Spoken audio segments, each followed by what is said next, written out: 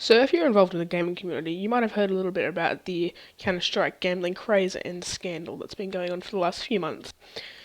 Recently, CSGO gambling, or generally CSGO gambling, has been a kind of a grey area for ages now over what you can and can't do.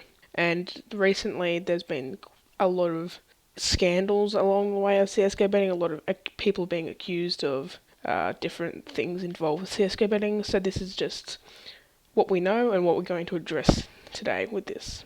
Okay, so it's recently beginning worse and worse, the whole situation, and Valve finally decided to step in before things got even worse and before they got sued, I guess. Well, they've already got a court case against them, but before they actually get monetarily penalised. So, a CSGO player attempted to sue Valve over the situation, and the lawsuit said that skins in gambling terms can be seen as casino chips. So to make this whole situation worse, two YouTubers were found to have partially owned, or owning equity in the gambling site CSGO Lotto. These two YouTubers who are Trevor Martin, or T Martin, and Tom Castle, of The Syndicate Project.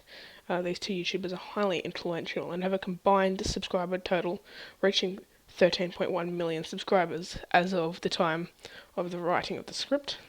These two posted videos on their YouTube channel about CSGO Lotto, and they had some clickbaity titles or some titles that would bring in more viewers, as that viewers might think that they could really benefit monetarily from this.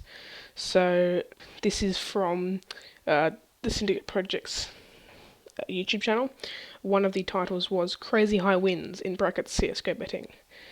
So that's going to draw in attention, obviously.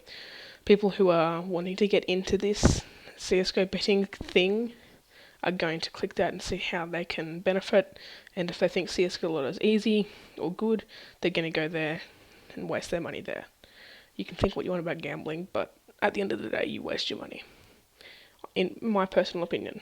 What makes it even worse is the fact that the video description, even after all of this drama had been addressed, once again, as of the time of the writing of the script, the only disclosure was that it said this video is sponsored by CSGO Lotto, which isn't enough. They need to state that they own equity. So, yes. In Australia, it is illegal for anyone under the age of 18 to gamble. But CSGO's Lotto website, which is still up for some unknown reason, says that and I quote, "Our website is not intended for children under 13 years of age." Now, these really should have been addressed more. 13 years is not really a good standard. And then to make matters even, so that was in their privacy policy.